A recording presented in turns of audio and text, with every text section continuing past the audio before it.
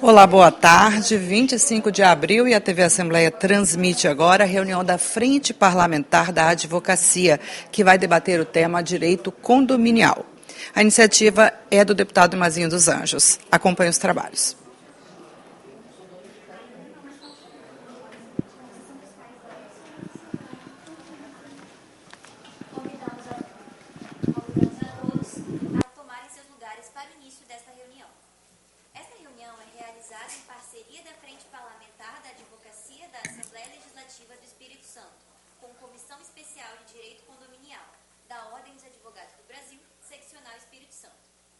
Convidamos o deputado Mazinho dos Anjos, presidente dessa frente parlamentar, a dar início aos trabalhos dessa frente. Convido também Eduardo Sarro, secretário-geral da OAB,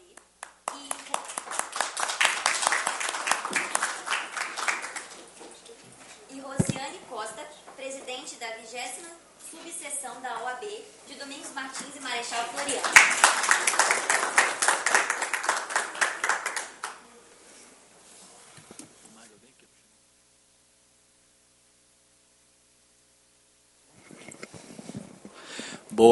Boa tarde a todos e a todas. Queria pedir uma salva de palmas para a Érica. A Érica é estagiária lá do gabinete. E eu... Luísa, desculpa. A Luísa é estagiária do nosso gabinete, que ela começou agora. E eu faço questão de colocar, os estagiários, os servidores, sempre para fazer uma apresentação, participar das comissões da frente. E ela estava nervosa lá estudando, mas saiu muito bem. Então, parabéns, Luísa. Declaro abertos os trabalhos da 7ª reunião da Frente Parlamentar de Advocacia. Nós estamos retomando as reuniões da frente agora, nesse exercício parlamentar de 2025. Agradecer a presença do secretário-geral da OAB, Eduardo Sarlo, um amigo de longa data, desde a época de escola, antes até de faculdade. E que seja sempre bem-vindo na comissão da frente, nas reuniões da frente. Nós vamos estar sempre encaminhando os convites.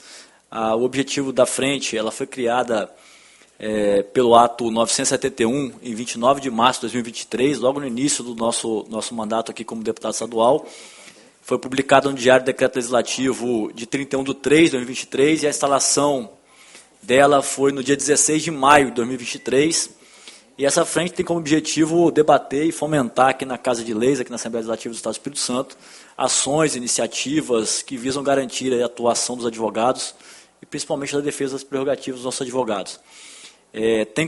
Eu estou como presidente da Frente Parlamentar e ela foi assinada por as frentes parlamentares para serem criadas, obrigatoriamente tem que ter no mínimo 10 assinaturas, um terço dos deputados e deputadas, e essa frente foi assinada e criada com a assinatura da deputada Janete Sá, deputado Alan Ferreira, deputado Coronel Wellington, deputado delegado Danilo Baense, deputado Deninho Silva, deputado Bruno Rezende, deputado Fabrício Gandino, deputado Hudson Leal, deputado João Coser, deputado Thiago Hoffmann, que está licenciado, exercendo o cargo de secretário de Saúde, e deputado Vandinho Leite.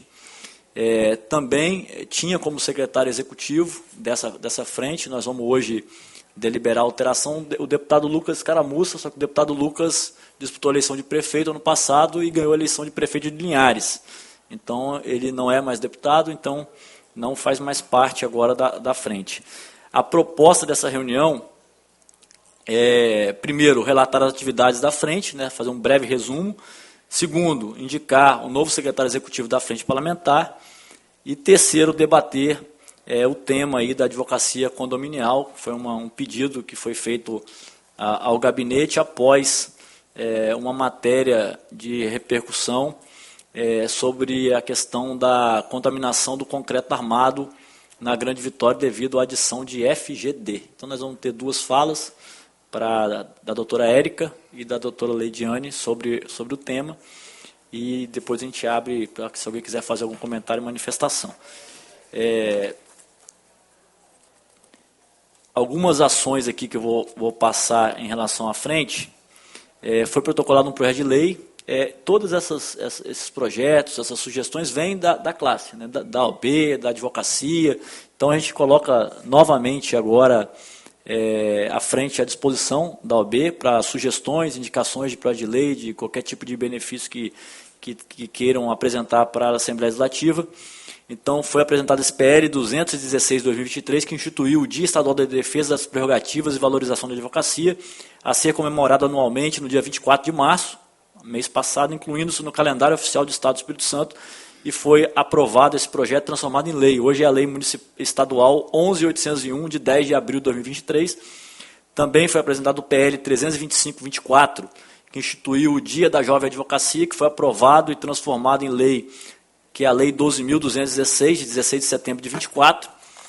Também foi encaminhado o PL 335/23, instituindo o Dia Estadual do Advogado Condominial. Estamos aqui hoje, né, fazendo esse evento com a advocacia condominial. Então, isso foi também já aprovado e transformado em lei, a Lei Ordinária 11.936, de 18 de outubro de 23.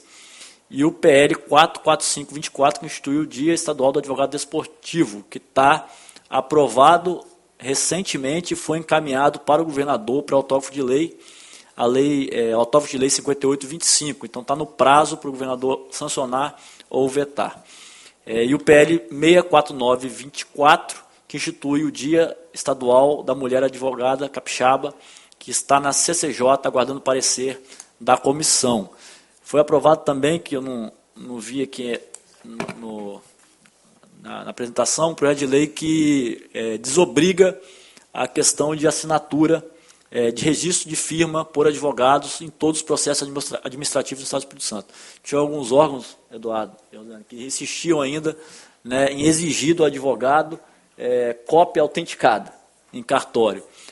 Então, a lei foi encaminhada pela Assembleia, pela frente, foi aprovada e já é lei do Estado do Espírito Santo a desobrigatoriedade de apresentar reconhecimento de firma de advogado. Então, se você apresentou sua carteira da OAB, né, tem fé pública, a assinatura do advogado tem fé pública, então não tem necessidade mais de reconhecimento de firma. Foi feita também uma indicação, que aqui é importante a gente encaminhar, pedir assessoria para encaminhar para a OAB, para ela poder trabalhar isso junto ao governo também, solicitando a inclusão de 3 representantes da OAB para fazerem parte da composição do Conselho Estadual de Recursos Fiscais, né, que não tem representante da OAB nos Conselhos Fiscais, infelizmente, então existe essa necessidade. Foi feito também requerimento de informação ao secretário de Gestão, Marcelo Calmon, da CGE, para apresentar informações detalhadas ao Poder Legislativo e à população capixaba de qual prazo o Estado do Espírito Santo passará a permitir que os advogados acessem ao sistema EDOCS. Essa é uma pauta que a gente está debatendo há muito tempo, desse problema de acesso da advocacia aos processos administrativos em todas as áreas, né, principalmente aqui tem os processos sancionatórios, né, DETRAN, SECONTE, processo licitatório que tem, né, penalidades para empresas que os advogados advogam, né, seja na SEDU, em todos os órgãos que fazem licitação. Então, existe uma demanda muito grande de dificuldade de acesso. Você tem que cadastrar o advogado como um cidadão comum no seu CPF e tem que ter um servidor do lado de lá para autorizar o acesso aos autos. Quando autoriza o acesso aos autos, autoriza o para trás. Se tem uma decisão nova, você tem que pedir acesso novamente. Então, assim, é muito burocrático. Às vezes tem prazo, decisão com prazo, que o advogado não consegue ter acesso aos autos para fazer uma defesa, nem sequer fazer um orçamento. Como é que um cliente procura um escritório para fazer uma defesa administrativa? Você tem que fazer um orçamento para o seu cliente. Você não pode fazer um orçamento sem saber qual vai ser o seu tempo disponível para aquilo, o seu tempo de trabalho naquele processo e a dificuldade daquele trabalho, para você até fazer um orçamento de honorários. E você fica 1, 2, 3 meses para conseguir um acesso, tendo em vista que o prazo já está correndo. Então, é uma pauta que a gente está discutindo bastante. Foi feito um projeto de lei aprovado para dar obrigatoriedade e acesso a todos os processos administrativos dos advogados. O governo me chamou na época e devido à dificuldade operacional, eles pediram para vetar e a gente concordou, mas foi aberto um grupo de trabalho, onde o OAB faz parte, e a gente solicitou a retomada desse assunto junto à OAB, e foi indicado, Sarlo, eu acho que a sua participação seria fundamental também como secretário-geral, o ponto focal da OAB foi indicado na reunião do dia 10/2, pela presidente, o Cláudio Dalzaker. Então, ele participou já de uma primeira reunião, e só para dar um feedback de como está essa situação, né? No dia 17/2, a CGE fez uma reunião com o Dr. Cláudio, após a primeira reunião com a presidente e com outros membros da gestão, para apresentar as funcionalidades que estão prontas no sistema de eDocs para advogado. Então, vai ser uma aba no eDocs que você não entra como cidadão, você vai clicar ali específico para advogado, e depois que você cadastrou, você vai ter acesso aos processos, o advogado vai ter acesso diferenciado. Então, foi orientado sobre a API que foi elaborada na gestão passada e que é fundamental para o projeto, e também sobre a necessidade de acessar os dados pela OAB Nacional. Então, precisa fornecer os dados de todos os advogados do Estado para o governo liberar esse acesso. Então, esses detalhes estão sendo trabalhados. Então, o time da OAB gostou das funcionalidades do eDocs para os advogados, e eles entenderam a importância do projeto, isso é importante. Então, atualmente estão sendo feitos os ajustes, mas no último dia agora, dia 17/4, foi informado ao governo que houve um pequeno atraso do encaminhamento ao ofício à OAB Nacional, mas que já deve ter sido enviado, porque essa comunicação que foi no dia 17, hoje é dia 25, né, para que finalmente, tendo esse retorno, nas próximas semanas a expectativa é de que finalmente os advogados possam começar a acessar o eDocs. Então é importante, Salo, você participar ativamente disso aqui, porque você, como secretário-geral, acho que é um tema que aflige demais a advocacia, principalmente quem trabalha em processos administrativos no Estado. Está aqui, o PL 674, que eu falei da reconhecimento de firma, transformou na Lei 12.264, de 25 de novembro de 24, e por intermédio aqui da Frente Parlamentar também, a gente conseguiu aprovar na Assembleia a doação do terreno para a construção da sede da subseção de Ibiraçu, né, que era um terreno do governo. Então, a gente teve que fazer essa articulação junto ao governo do Estado para encaminhar o projeto de lei para a Assembleia, e foi aprovado. Então, a subseção, inclusive, já foi construída para atender a advocacia de lá. Então, eu antes de... o item 2 da pauta é apenas indicação do novo secretário executivo da Frente, considerando que o deputado Lucas Caramussa não é mais deputado estadual em razão da nomeação como prefeito. Eu estou indicando o deputado Coronel Wellington para fazer parte da Frente Parlamentar, como secretário executivo da Frente Parlamentar. Antes de passar para o item 3 da pauta, gostaria de abrir a palavra para o nosso secretário-geral, para dar sua saudação, e também para a nossa presidente da subseção de Domingos Martins. Cumprimentar todos os colegas advogados, cidadãos, profissionais, colaboradores aqui da Casa da Assembleia. Cumprimentar o deputado Mazinho, a nossa presidente da subseção, que está aqui ao meu lado hoje. E gostaria de deixar registrado que eu acompanho a trajetória do Mazinho desde quando advogado, que era um advogado extremamente aguerrido, urbano, sempre tratou a toda a classe e os colegas de forma urbana, de forma ética, mas nunca deixou de lutar qualquer batalha que ele esteve envolvido. Tive a honra de te encontrar algumas vezes no Tribunal de Contas, onde você fazia uma advocacia muito técnica, muito aguerrida, e como vereador também fez grandes feitos. Eu acompanhei sua trajetória e Mazinho, eu gostaria de deixar isso registrado, que eu sinto isso, e vejo que você é um cidadão, é um homem de bem, um advogado. E a pauta de hoje, inclusive, denota exatamente esse compromisso que você tem com a sociedade, com a classe, com os advogados, que você faz parte, né? Você é meu colega de profissão, e vem fazendo isso ao longo da sua trajetória como ser político. Embora também nunca deixou de lado a advocacia privada.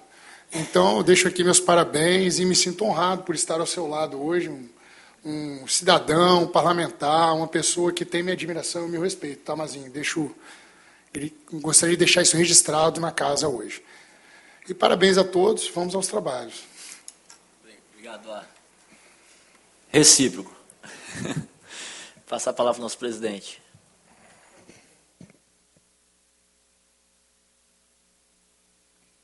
É um prazer, né, estar aqui presente, né,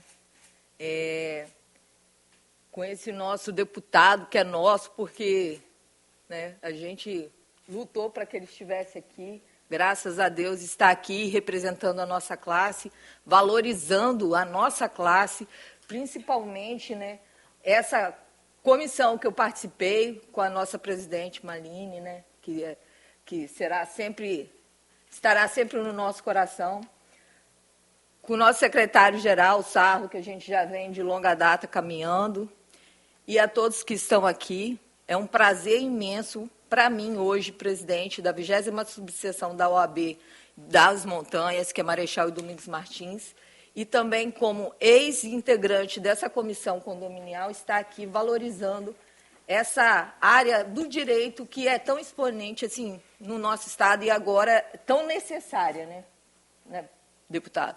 Então, é um imenso prazer que estou aqui com vocês, amigas de sempre, com o nosso deputado e o nosso secretário e todos vocês. Muito obrigada. Obrigado, Rosiane. Então, dando andamento aqui aos trabalhos, nós vamos passar para o item 3 da pauta, que é o debate sobre a advocacia condominial. Então, vou convidar a doutora Leidiane Maline, que vai ser a nossa primeira palestrante, para falar sobre empreendedorismo no direito condominial. Fique à vontade, Leidiane.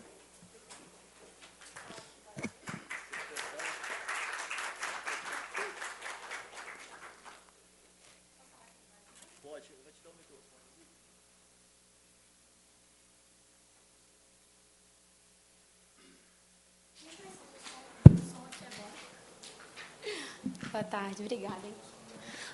Boa tarde a todos. É uma alegria ver colegas advogados e advogadas tão queridos aqui hoje, os familiares, amigos também. Agradecer ao deputado Mazinho dos Anjos, né? É um grande amigo da advocacia, mas principalmente da advocacia condominial.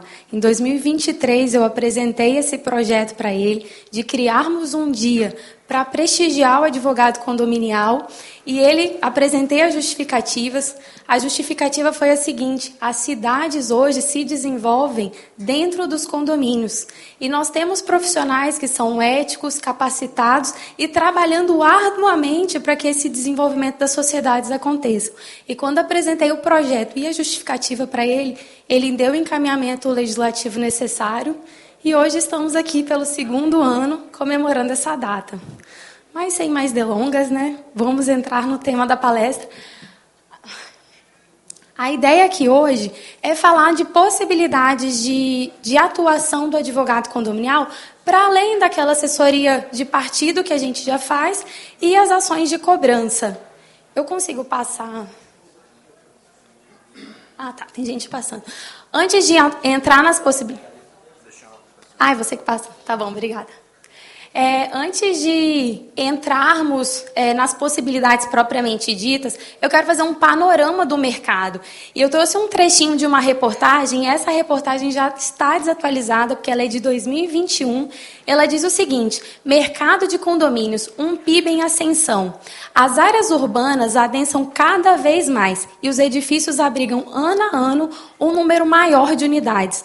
Também aumentam as necessidades dos condôminos, o que leva à expansão dos serviços, dos gastos e, consequentemente, da arrecadação. Esta pode somar, conforme indicam estimativas, entre 7,8 e 10 bilhões de reais só na cidade de São Paulo. E aí, gente, eu trouxe um panorama do mercado nacional. Condomínios movimentam 165 bilhões por ano. E esses são dados de 2021, nós não temos dados mais recentes. E nessa mesma reportagem, ela traz que 68 milhões de pessoas hoje no Brasil moram em condomínio, ou seja, aproximadamente 1/3 da nossa população hoje mora dentro dos condomínios, fora as pessoas que trabalham e prestam serviço para esses condomínios. Mas esse mercado não é só em São Paulo e não é só no Brasil. O mercado capixaba está super aquecido. E aqui a gente está falando sobre várias reportagens sobre o crescimento no Estado. E os condomínios não crescem hoje só aqui na Grande Vitória. Eles crescem de fora a fora. E o mercado de alto padrão é o que mais lança empreendimentos no nosso estado, no interior. A gente vê todo dia em Domingos Martins, temos em Linhares e Aracruz, principalmente loteamentos, e Domingos Martins também. Temos em Cachoeira esse terreno da Celita, que está sendo sondado por incorporadores e empresários para a construção de edifícios ou empresariais ou residenciais. Alphaville Três Praias, que já está a pleno vapor. A fazenda que está sendo construída, o condomínio fazenda, o primeiro do estado, acho que o segundo do Brasil, que está sendo construído em Santa Leopoldina.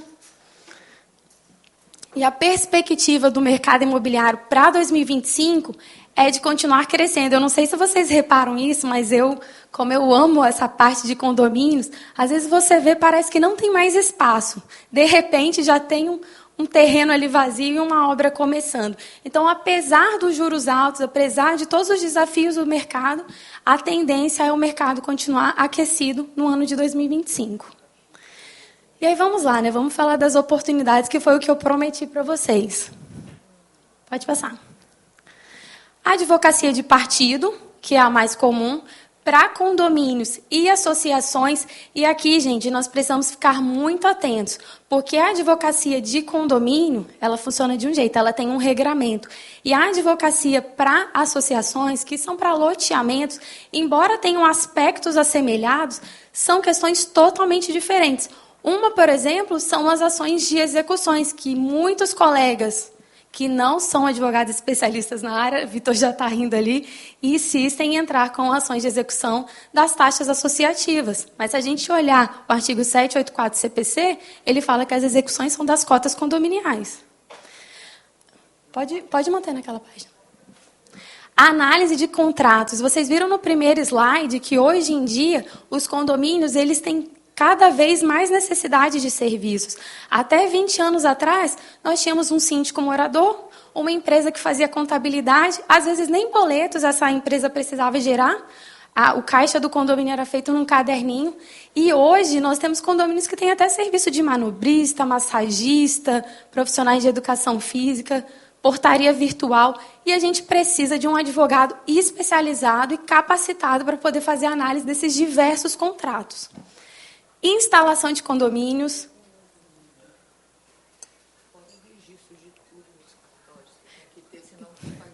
Pois é. Instalação de condomínios. Nós não temos escritórios especializados em instalação de condomínios aqui no Espírito Santo. A maior parte das construtoras utiliza escritórios de São Paulo ainda para fazer isso.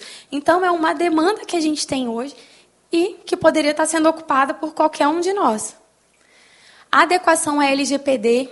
Embora de forma simplificada, a LGPD também é aplicada a condomínios, principalmente os condomínios comerciais ou empresariais. Eles precisam ter um cuidado muito grande com os dados das pessoas.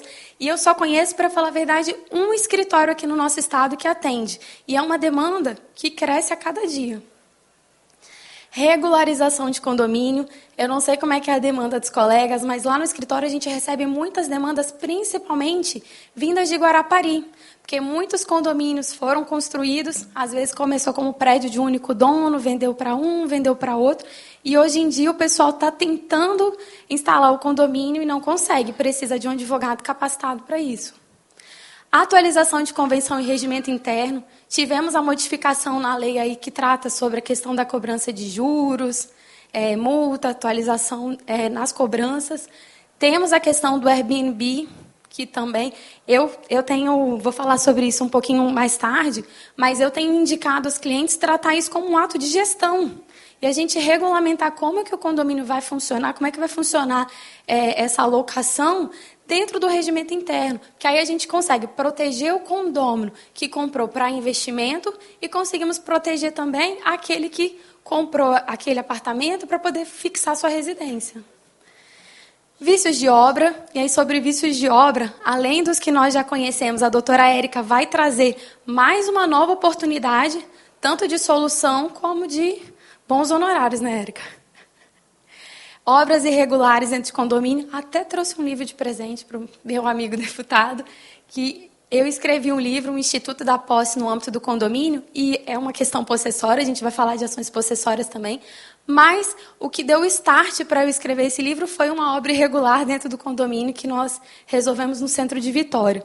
E as ações possessórias, gente, que são as mais diversas, que vai desde aquele condômino que invade um corredor, até uma tentativa de uso capião de vaga de garagem ou de unidade imobiliária. advocacia... Pode passar. Mediações, e ali eu falo mediação de modo geral, mas pode ser conciliação.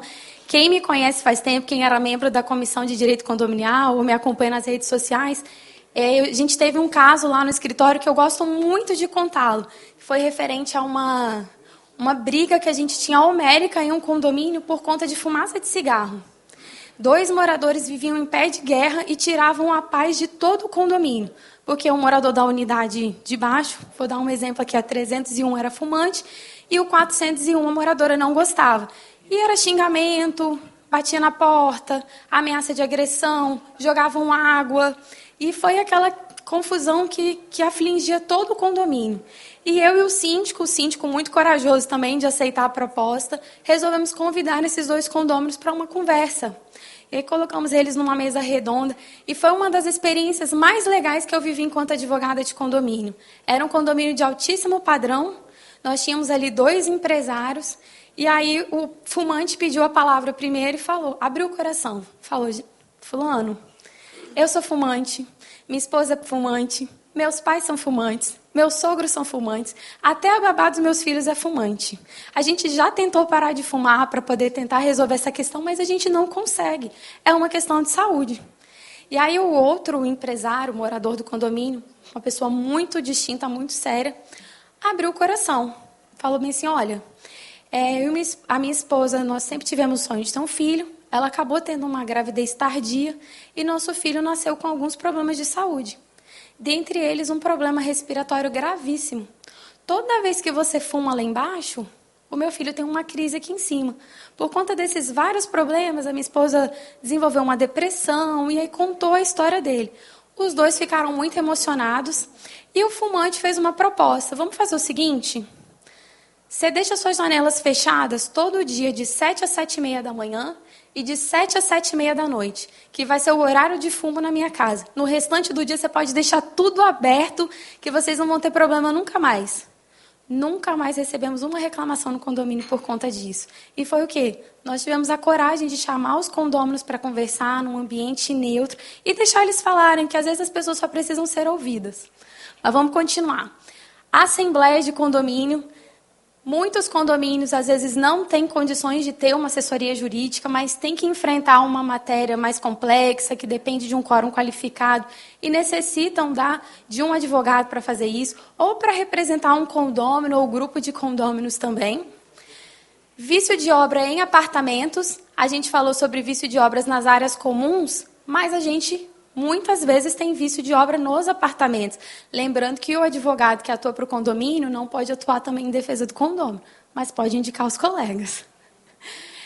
Recursos administrativos. Aqui na cidade de Vitória, no ano passado, nós tivemos muitas notificações por conta de lixo hospitalar. Eu acho que os colegas enfrentaram essa matéria. Precisa de um advogado qualificado e capacitado para apresentar essas defesas. Na Prefeitura da Serra, a gente tem muita questão de fiscalização por conta de tributos, então precisa de advogados preparados para enfrentar essas matérias. Treinamentos, e aqui não só treinamentos para funcionários, que são os mais comuns, mas treinamentos para os próprios síndicos, que às vezes estão assumindo e não têm conhecimento suficiente de legislação básica para poder atuar, para os conselheiros, para eles entenderem qual é o papel deles e qual o limite da sua atuação, e para os próprios condôminos, principalmente em condomínios Minha Casa Minha Vida 1, Minha Casa Minha Vida 2, que às vezes é a primeira experiência da pessoa morando em condomínio. Nós já enfrentamos situações das pessoas não pagarem a taxa de condomínio porque elas não sabiam que ela tinha que pagar. E aí outras achavam que não precisavam pagar porque o bem de família delas estava protegido.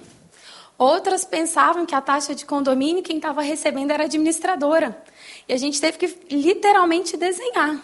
Peguei a previsão orçamentária num treinamento para os moradores e abri e mostrei, tá vendo aquele X reais ali que vocês estão pagando o boleto de vocês?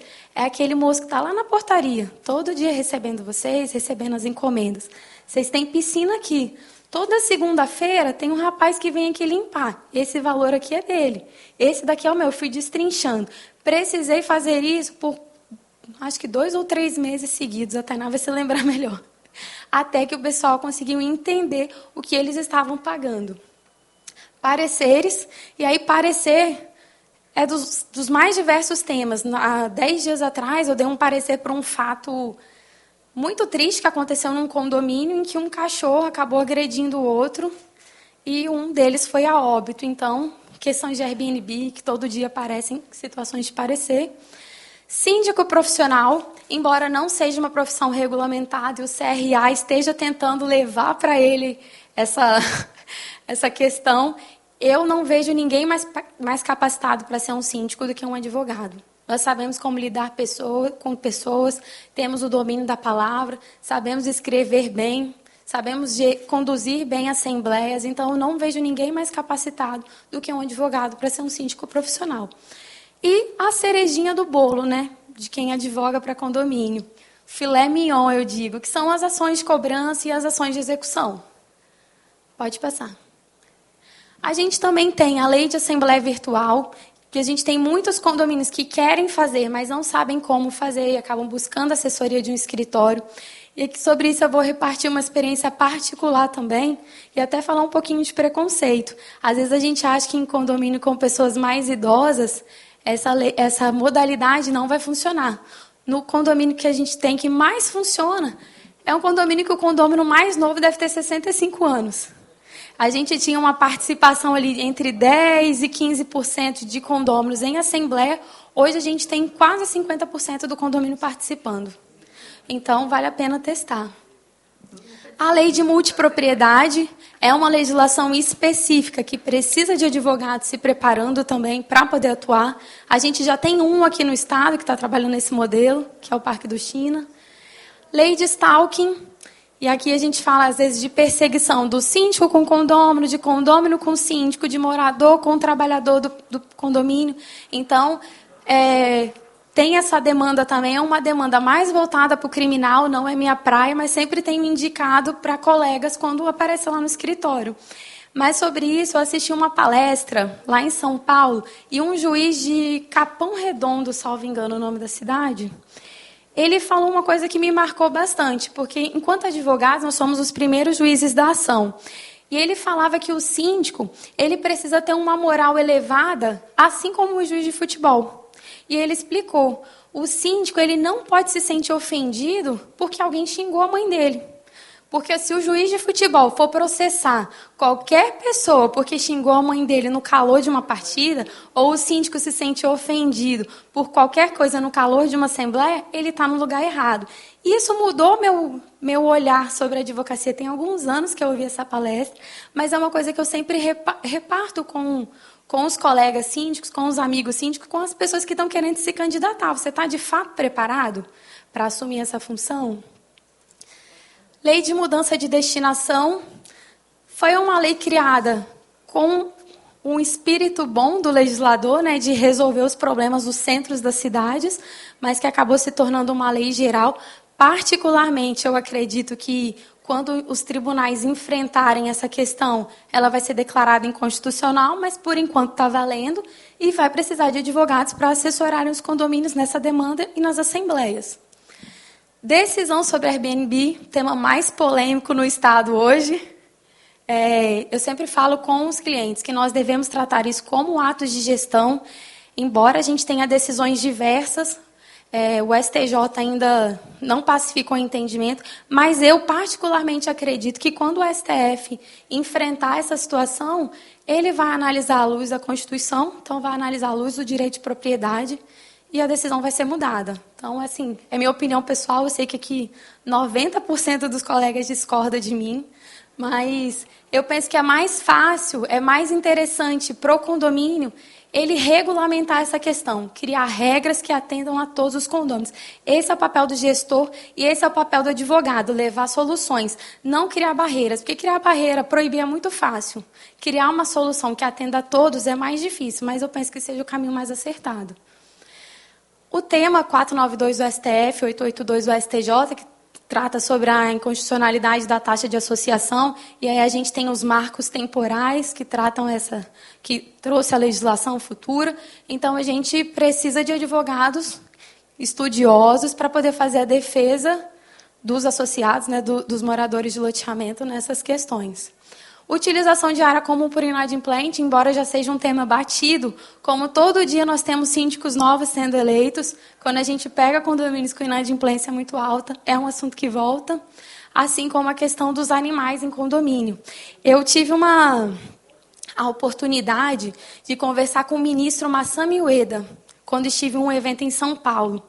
E aí ele havia dado a última decisão no STJ que foi dada sobre a proibição de animais em condomínio, foi ele quem deu. E aí logo depois a gente teve aquela decisão que é mais recente, que nós utilizamos atualmente, falando sobre a permissão dos animais em condomínio. E ele falou uma coisa para mim que também me marcou, que as ações de condomínio, elas dependem muito de uma análise do caso concreto e do advogado que está conduzindo aquela ação.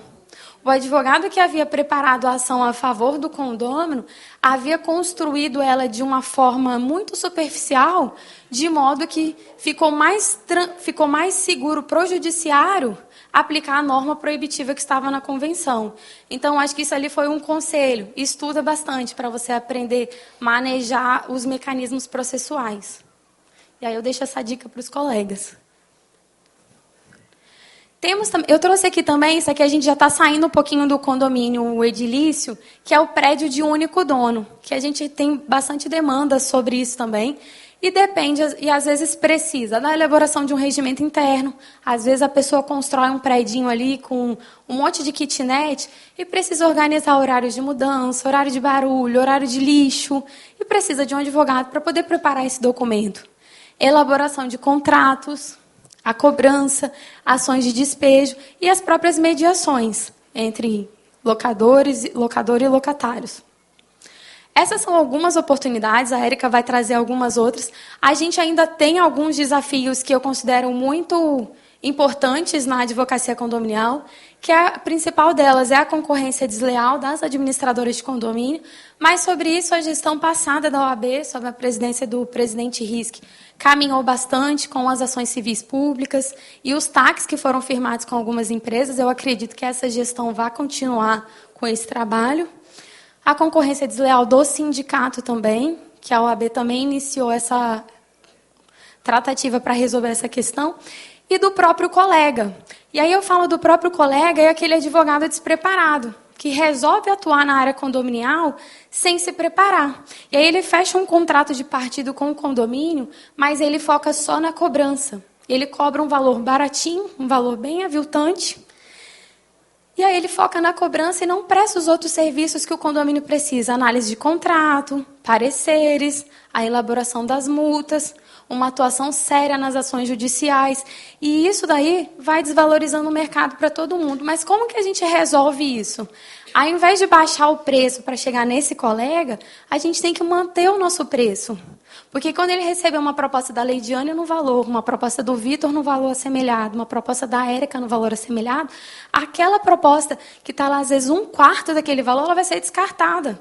A gente não pode rebaixar o nosso trabalho para chegar naquele que a gente sabe que não está atuando de forma correta. A gente tem que elevar a advocacia condominial. E a gente eleva, assim, cobrando honorários justos.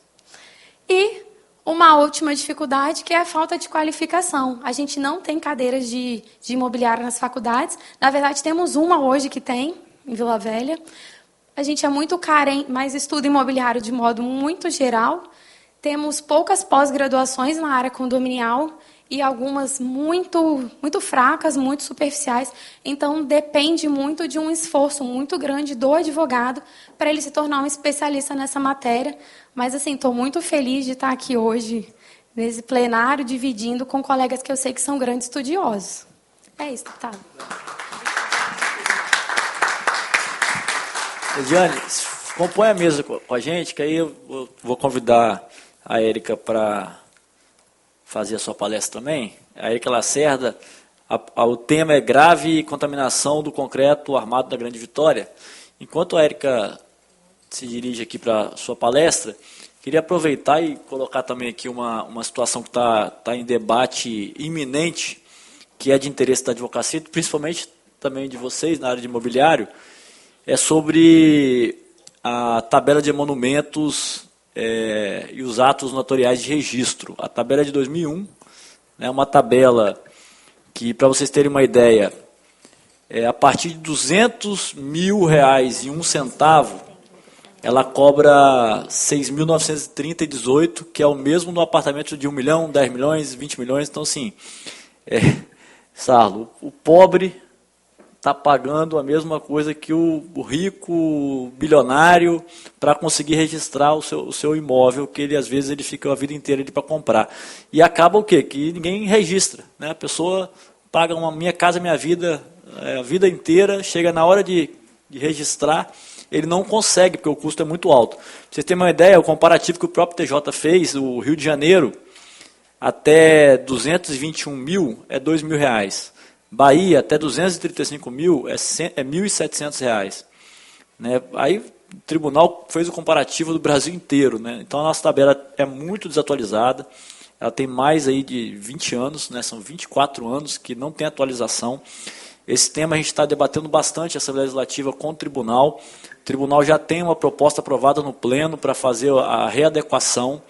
Né? Provavelmente esse projeto de lei deve ser encaminhado aqui para a Assembleia no próximo mês, nos próximos dias, para a gente estar aprovando essa reestruturação que não é a perfeita, mas já faz uma melhoria. Tem muita gente que está buscando registro em outros estados, né? Brasília, que tem um preço bem menor.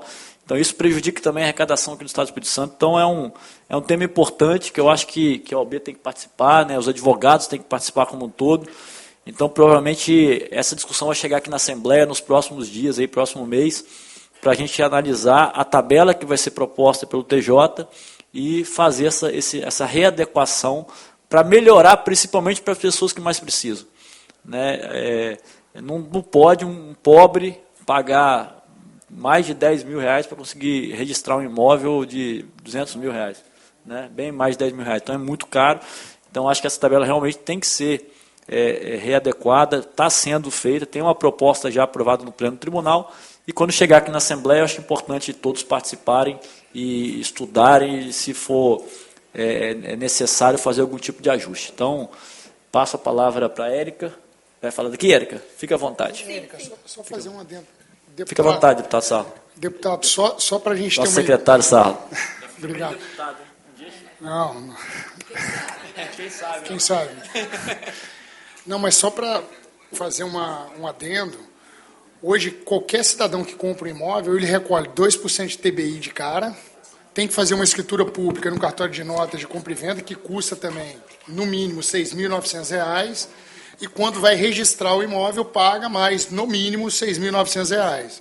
Então, o custo para qualquer pessoa que adquire um imóvel hoje aqui no Brasil, no Espírito Santo, né, cuja alíquota municipal é de 2%, fica em torno de R$20 mil.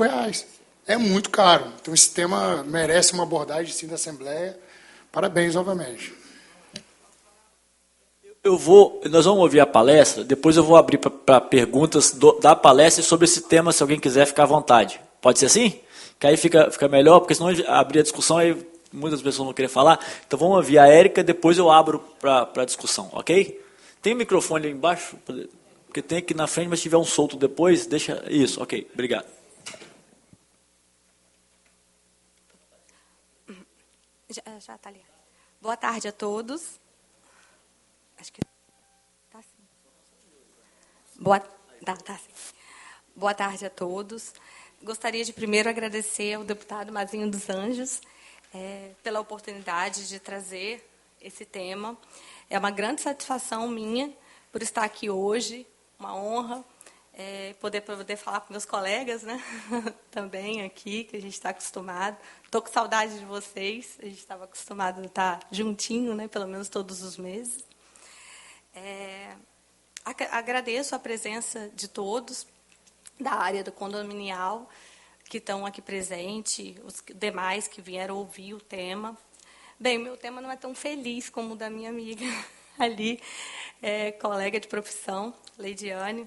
O meu tema é um tema mais alarmante, é um tema que eu estou debatendo há algum tempo, agora com a oportunidade de estar aqui na Assembleia Legislativa, mas eu já debati ele no Poder Judiciário, no Ministério Público, num jornalzinho do síndico, que é da nossa cotidiano, né? e estou sempre debatendo para ele, porque ele é muito importante, ao meu ver, né? Inicio falando o quanto ele é importante na questão de urgência. Vou explicar um pouquinho o que é FGD, porque é algo que a gente fala sobre a contaminação do concreto, mas é importante explicar como ele funciona, como iniciou, para poder debater um pouquinho e falar um pouco mais as consequências disso, né? Primeiramente, o cimento, porque nós não somos da área de engenharia, temos um engenheiro ali, mas é bom aqui para poder a gente entender, todo o cimento que é feito, no caso, todo o concreto que é feito, é usado cimento, brita, areia, água. E aí, depois de um certo período, foi colocando aditivos. Por quê? Segundo as construtoras, né, para dar mais liga, para poder ter mais quantidade, para poder fazer mais funcionalidade. São vários sinônimos e adjetivos, o porquê foi usado. O problema que causou isso, no ano de 2012 a 2019, foi que um determinado compra, um malote, vamos falar assim, desse período, tinha uma quantidade maior. Vamos supor que, pela norma, que quando começou a existir os aditivos, foi aprovado até 30%. É só uma aproximação, tá, gente? Só que começou a ser usado 70% desse produto. E aí, uma questão que era para poder dar uma liga melhor, dar mais volume, render mais, passou a ter um problema. Porque essa quantidade que foi usada, quando foi na adição, tem muito cloreto. E aí, todo mundo sabe que nessa junção, quando faz o cimento para poder fazer o concreto, não pode usar areia de praia, por exemplo. Né? Por quê? Por causa do cloreto. E aí, quando foram passar a fazer esse aditivo, que tem muito cloreto, o que aconteceu? A mesma coisa que tivesse usado uma areia de praia. Por quê? Ele começou a contaminar de dentro para fora. Vou dar um exemplo, por exemplo, que acontece sempre, todos os prédios em frente ao mar, ele automaticamente tem vamos supor, uma quantidade de cloreto maior. Por quê? Vem do próprio mar, a maresia, entendeu? Agora, imagina, neste produto que aconteceu, de dentro para fora. E aí, o que houve como consequência? A ferragem que sustenta, né, que faz as ferragens, que sustenta, que faz as vigas dos edifícios, elas começaram a não existir mais. Porque o cloreto foi automaticamente corroendo, fazendo corrosão. E uma corrosão de um estrago que, como não tem estudo, assim, tem um estudo apenas na UFES sobre esse aditivo, não tem estudos via Brasil, estão se estudando e sabendo isso há pouco tempo, porque até o presente momento, somente 2 edifícios tomaram providências, que depois eu vou falar um pouquinho mais sobre essas providências que foram tomadas, mas muitos edifícios não sabem, só que foram 34 mil toneladas que foi para a Grande Vitória, em 2012 a 2019. Isso quer dizer que mais de 100 empreendimentos comerciais, residenciais e outros, até de pessoa física, estão contaminados. E, para poder estudar um pouco mais sobre o tema, quando eu tive um processo judicial a respeito disso, e aí por isso que eu aprofundei, ao estudar, eu fui analisar o processo ArcelorMittal e Concrevit. Porque esse processo tem, inclusive, ensaios de ambas as partes, falando, porque a Concrevit citou que comprou com a ArcelorMittal esse aditivo, e já comprava há muitos anos. No entanto, a ArcelorMittal deu a defesa dela falando o seguinte: eu não sei o para que você está usando, e não sabia que esse aditivo tinha tanto cloreto. Vamos falar assim, porque não houve o estudo, né? Então, ficou essa questão entre eles, ainda está, não existe sentença nesse processo ainda. É um litígio que eu acredito que vai durar anos, né? Porque sabemos nós, aqui advogados, que infelizmente o Poder Judiciário é moroso. Mas que lá dentro do ensaio ficou comprovado, sim, a quantidade de cloreto que passou da norma, entendeu? E que eles especificaram que todas as concreteiras compraram no ano de 2012 e 2019. E o que aconteceu com a ArcelorMittal? Ela simplesmente falou o seguinte: olha, na época, nem eu sabia disso, é até uma informação que eu passo para vocês que eu não sabia. Dentro da ArcelorMittal existe 2 CNPJs. E eles falaram que não se conversa esses 2 CNPJs. E aí um CNPJ compra o material e estava comprando da Índia. Segundo ele, não estava mais sendo produzido aqui no Brasil, no nosso estado, que era uma produção habitual antes. E depois dessa contaminação, eles citaram que eles compraram da Índia, mas que os 2 CNPJs não se conversaram e não falaram sobre isso. Pois bem, existe, sim, todas as agroconteiras, quando vão comprar ou vão fazer qualquer aditivo, existe uma norma técnica que elas deveriam fazer teste. E elas não fizeram. Também tem a questão das construtoras, que compraram, né, até então de boa fé, mas que também não testaram. Porque se tivesse testado, tinha verificado. É como se fosse algo adulterado. Não é esse nome, mas só para vocês entenderem. Assim como aconteceu, acredito, com a Fio Luzano, acho que todo mundo viu, porque foi muito televisionado a questão do Fio Luzano, que tem uma quantidade a menos de cobre. Aconteceu a mesma coisa, uma quantidade muito grande de cloreto nas edificações. Agora, o problema dessa causa toda é porque é uma causa técnica, jurídica, social, humana, e que a própria engenharia é difícil assim, até de detectar, porque na parte de concreto armado, existe poucos, via Brasil, especialistas nisso, né, para poder detectar. E o que se estudou até o presente momento acaba sendo paliativo, por quê? Porque um desses engenheiros, não vou citar nome, ele citou o seguinte: vamos tentar com um produto que é dos Estados Unidos, da neve, porque a neve, quando ela vai, ela dá cloreto no asfalto, mas assim, sem nenhum tipo de, vamos supor, seria cobaia, assim, porque não tem nenhum tipo de estudo científico e nem mesmo o produto fala que pode ser usado para esse determinado fim. A questão de fazer um reforço estrutural ou uma recuperação estrutural, eu também sou leigo no assunto, mas só para explicar, refazer uma viga também se torna, às vezes, muito caro, principalmente do tipo de edificação grande, né, para poder se ter. E um mais grave ainda é o seguinte, que essas quantidades e edifício, que é o que a gente está buscando via Ministério Público, que inicialmente arquivou o processo e agora, graças ao Corregedor-Geral, voltou à investigação, quais são as edificações. Por quê? Porque os síndicos são muito, como a minha colega falou, os síndicos são leigos.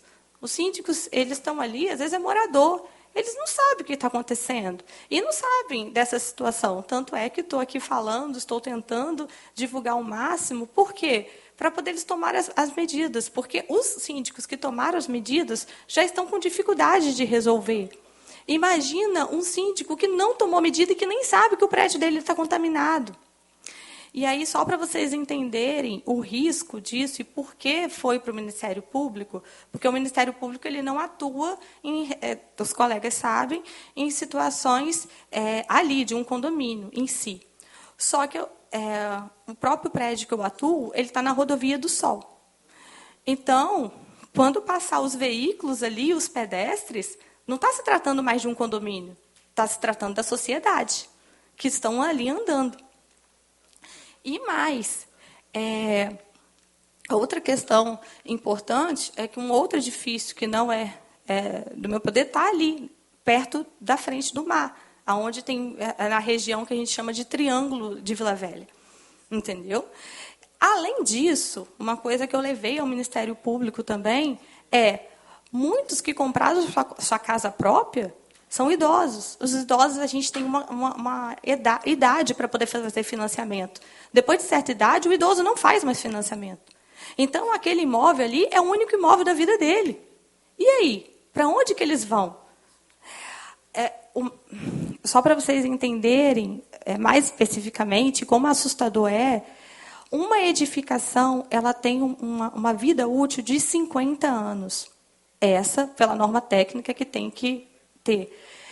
Uma edificação que está contaminada com FGD, a duração dela é 10 anos. Entendeu? Você imagina você comprar um apartamento super feliz, 10 anos, o prédio era para estar novinho ainda, e não ter mais vida útil.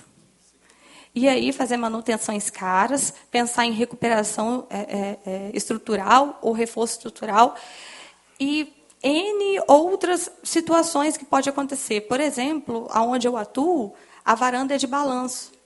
E aí ela pode colapsar. Por quê? Porque a ferragem que está segurando dela vai para fora. Entendeu? Então, assim, e isso é querendo ou não, o prédio que está com a atuação de advogado, está com a atuação de Ministério Público, tem engenheiro estrutural ali dentro. Mas e os prédios que não estão sabendo o que estão acontecendo? Sabe quando vão saber? Quando caiu uma viga. Como aconteceu com um prédio em Vila Velha. Então, isso é muito grave. E é isso que está sendo pedido ao Ministério Público, sobre o crime contra o consumidor, sobre o crime ambiental, sobre os pedestres, a sociedade que está passando ali. Ela precisa saber para eles tomarem as medidas possíveis, né? Cada um, claro, com o seu. Por quê? Tem edifícios que usou nele todo, mas tem edifício que foi no final, às vezes só tem uma parte, por exemplo, do 8º andar para cima, às vezes só lá embaixo. Então, cada um vai ter uma realidade diferente, mas todos precisam saber o que vão fazer naquela realidade deles. Porque, assim como convenção que a gente trabalha de condomínio, o condomínio não pode, ainda que exista esse problema, mas cada um vai ter que ser analisado com uma inspeção predial, enfim, de uma forma individual, né? Até os prédios que eu sei, eles não são idênticos. Outro caminho, assim, que eu digo para essa parte que a gente está vivenciando, todo síndico, principalmente, né, que está ali gerindo, vê se não tem uma fissura que já fez a manutenção e ela abre de novo. Fez a manutenção e ela abre de novo. Porque, geralmente, o que acontece é que o prédio ele não sabe, ele está fazendo a sua manutenção. Quando existe um vício construtivo, ele não resolve. Ele faz e sempre vai voltar. Então, ele nunca vai resolver aquele problema. Então, é uma forma também de saber. E o tempo, né, que é de 2012 a 2019. Bem, do que se sabe, até onde tem informação, eles pararam de usar esse aditivo. Espero que continue lá com cimento, água, brita e areia, pelo amor de Deus, não da praia, para poder não vir, porque são tão empreendimentos maravilhosos, como a colega falou aqui. A gente trabalha no dia a dia, é um sonho da vida, e acontecer isso é uma verdadeira frustração, com uma dificuldade enorme de resolução. E, infelizmente, o que se aconteceu até agora foi paliativos, decisões liminares, estamos abaixo de liminar, e, assim, sem ainda um caminho, uma perspectiva ideal. Estão se estudando, os engenheiros que já sabem da situação cada vez mais, para poder ver se tem algum jeito de resolver, mas até agora não existe a descontaminação do concreto por FGD.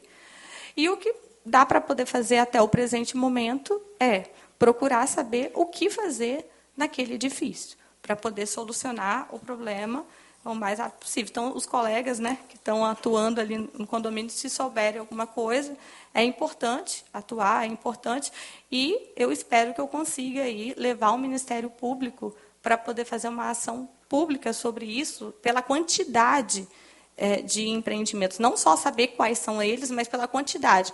Porque, graças a Deus, isso deu muito certo com o Fio Luzano. Né? Muito certo. Então, para poder responsabilizar e ter, porque existiu teste que deveriam ter sido feito e que não foi feito, e isso é relação de consumo, consumidor, no caso, quem comprou, ele tem não é como a ação civil que a gente está acostumando em condomínio e condômino, né? É uma relação de consumo, porque ele consumiu com a construtora, então ele tem o direito dele aí, com o fornecedor também, que aí é uma grande litígio, né? Que aí tem as concreteiras, seja ela qual for, e a ArcelorMittal junto. É isso. Obrigada, estou muito feliz por participar dessa mesa.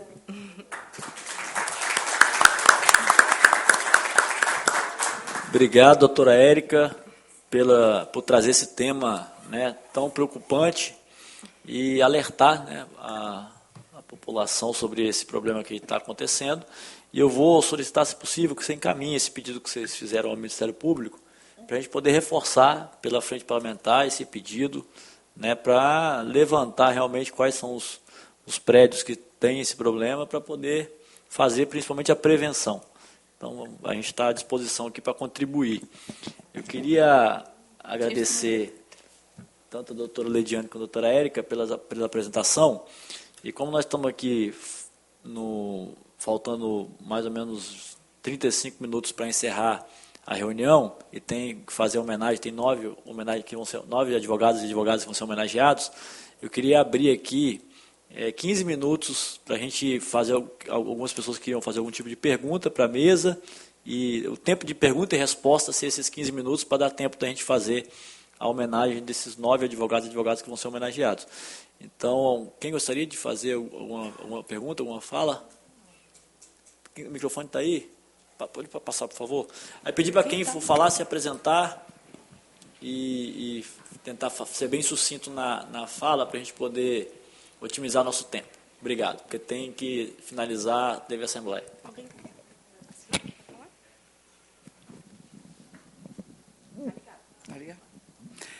Doutora Érica, isso aí aconteceu de 2012 até 2019. Sim. Um prédio que tem 5 anos e 3 meses já teve várias rachaduras. Eu sou síndica desse prédio. Eu chamei o engenheiro para fazer a vistoria predial, né? Ele fez a vistoria com 105 laudas. Eu achei muito, entendeu? Eu achei muita folha, porque foi nos mínimos detalhes. Agora, será que está acontecendo isso no meu prédio? Tomara que não. Bem, se for nesse estudo que foi feito, pararam de usar. Agora, precisa ser estudado, né? Porque a gente não sabe o que acontece por debaixo dos bastidores, vamos falar assim. Mas dentro da parte de concreto contaminado de FGD, foi analisado e não. Porque a ArcelorMittal, inclusive, ela parou de fornecer, né, esse material, assim, né? Porque ela viu que estava contaminado e tudo mais. Érica, para poder ajudar, tem 5 anos que o condomínio foi entregue, né? Mas a obra aconteceu antes, então pode ser que sim. Assim. Porque a obra foi entregue em janeiro de 2020. Então, mas ela aconteceu antes. Porque você pegou pela data que ela passou, de 5 anos. Pode sim, então. É porque, assim, é na construção. Esse produto foi quando levantou o prédio, não quando ele foi entregue. Não, eu sei. Eu estou dizendo assim, a idade dele para a gente saber se, né? Sim, 2020, sim, pode ter ocorrido. Porque 2019 foi o último lote. Aí, se ele foi construído para trás, né? 2019, 2018, sim. Sim. Vou vender o meu apartamento e cascar fora. A gente fica com medo. Essa é a solução mais fácil, Não, né? calma. Vender o apartamento e mudar. Agora, com o doutor, quando você falou ali que a gente paga tudo quando a gente compra... não, agora para o senhor. Não, sim, eu sei. Só dá uma olhadinha nos documentos que talvez tenha um laudo pericial pontuando exatamente se utilizaram esse componente químico que ela narrou aqui ou não. FGD. Mas os engenheiros não estão sabendo muito. Não, mas provavelmente esse laudo não é difícil de se contratar. Eu acho que era bom contratar um especialista, um expert no assunto, para laudar de forma pericial se tem esse componente químico ou não. Vocês têm um especialista para me indicar, Rio, pelo amor de Deus? Depois a gente... Outra coisa. Quando a gente compra um imóvel, a gente paga aquele monte de imposto, né?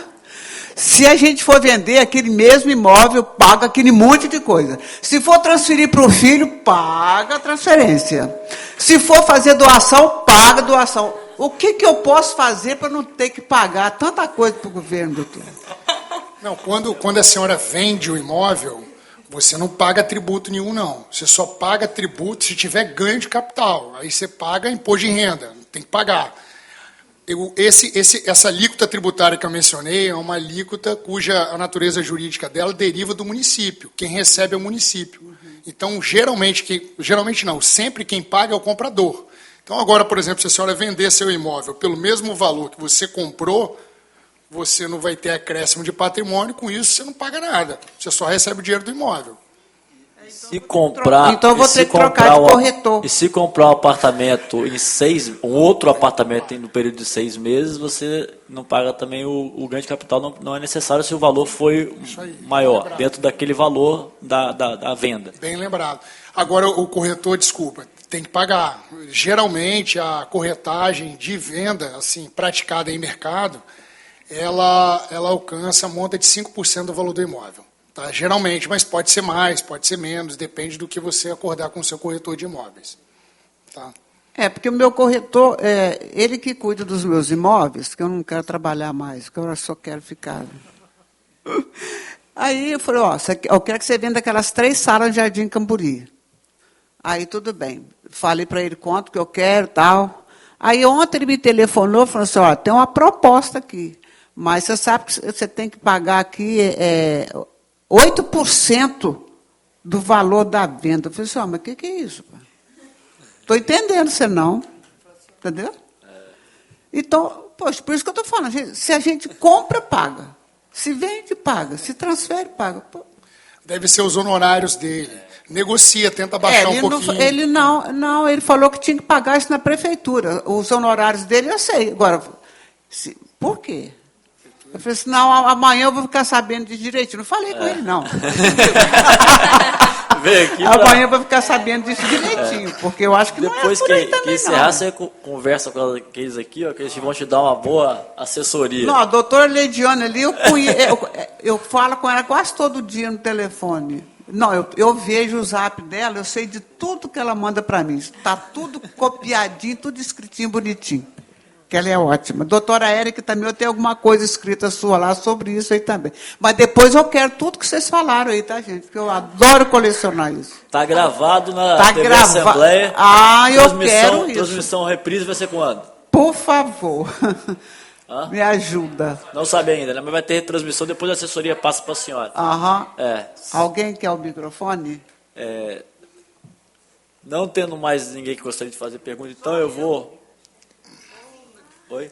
Então eu vou passar aqui para o nosso último, pudesse apresentar e depois fazer a pergunta de forma sucinta, agradeço.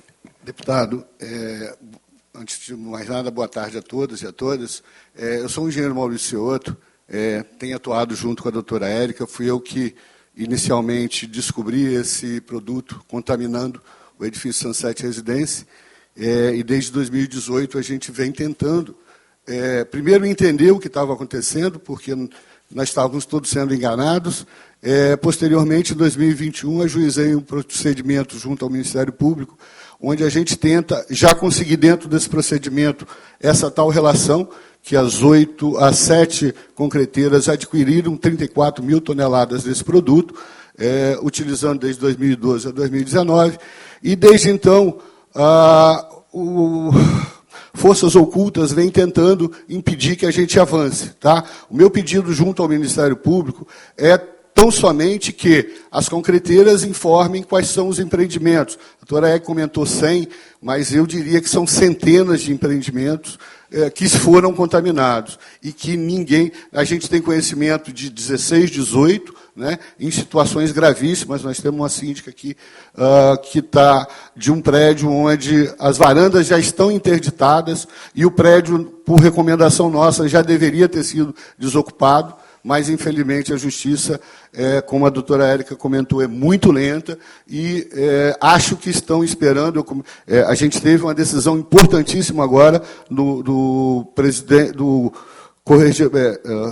procurador-geral do Ministério Público, né, e do corregedor do Ministério Público. Eles decidiram dar continuidade ao processo, porque estavam, mais uma vez, pela segunda vez, tentando arquivar esse processo, e parece que ele vai continuar andando. Infelizmente, a imprensa do Estado e demais entidades não se manifestam sobre isso, né? É uma briga, na verdade, minha contra a ArcelorMittal, contra todas as incorporadoras e contra todas as construtoras.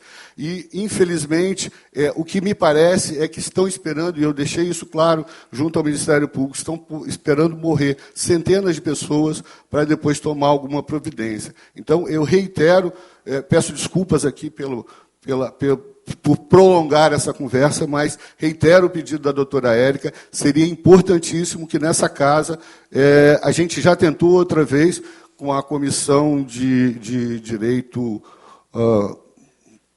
Público, não sei, desculpa, tinha um deputado aí que estava responsável por isso, mas, infelizmente, também não caminhou, porque existem forças ocultas segurando esse processo. Mas é importantíssimo que todos os proprietários, síndicos e responsáveis pelos prédios, pelas edificações que estão contaminadas, tenham conhecimento para poder minimamente se proteger. Obrigado, desculpa aí pela... Faltou você se apresentar. Desculpa, era a ansiedade de explicar. Eu sou o engenheiro Maurício Cioto. Maurício Cioto, ok. Maurício Cioto, desculpa, eu que não peguei aqui. Obrigado, e vou fazer questão de tiver ter como acesso à documentação encaminhada para a gente também estudar e acompanhar de perto. Se o doutor Sarlo também tiver interesse, a gente encaminha lá para a OAB também, para ter conhecimento da documentação. Então... lógico.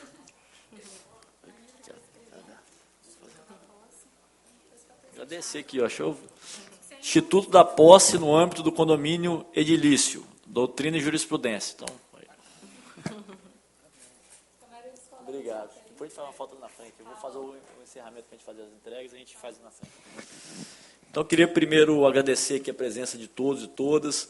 Eu acho que foi uma tarde muito produtiva. Colocar novamente à disposição a frente parlamentar para outros debates, outros temas, né, e também propostas legislativas, sugestões de propostas legislativas, indicação para o Executivo. E nós temos que encerrar a nossa reunião, tendo em vista que a questão da transmissão da TV Assembleia, ela vai encerrar formalmente, e em seguida a gente vai reabrir para as homenagens aqui, permitindo que a TV Assembleia possa finalizar sua transmissão oficial e que possamos dar continuidade às homenagens aos profissionais que contribuem para o fortalecimento da advocacia condominial aqui no Estado do Espírito Santo. Então, nada mais havendo a tratar, eu declaro encerrada a presente reunião. E antes de encerrar, eu queria perguntar ao doutor Sá se ele tem alguma consideração final a fazer. Gostaria? Doutora? Não? Então, ok. Então, nada mais havendo a tratar, declaro encerrada a presente reunião e agradeço a presença de todos e que tenham uma boa tarde. Próxima reunião, provavelmente, a gente vai estar encaminhando a data, dia 15/5, uma quinta-feira. Só vamos definir o horário para estar fazendo a divulgação e o tema. Um dos temas que vai ser tratado vai ser a questão do EDOCS para advogados. Nós vamos trazer aqui a CGER, trazer a SECONT, que vai ser o primeiro projeto piloto do EDOCS para advogados, e também a Ordem dos Advogados estará presente. Então, obrigado à atenção de todos, uma boa tarde, que Deus abençoe e um bom resto de final de semana. Final de semana agora tem a Festa da Penha, né, que todos possam, que puderem ir, vai ser muito bacana. E amanhã a Romaria dos Homens, a Romaria agora das famílias, né? A Romaria antes era dos homens, agora virou das famílias. Sábado, missa na Catedral, 6 horas, e depois a Romaria que anda Vitória até Vila Velha, até o Convento da Penha. Então, que Deus abençoe a todos, um abraço, e encerrando a transmissão, vamos iniciar as homenagens.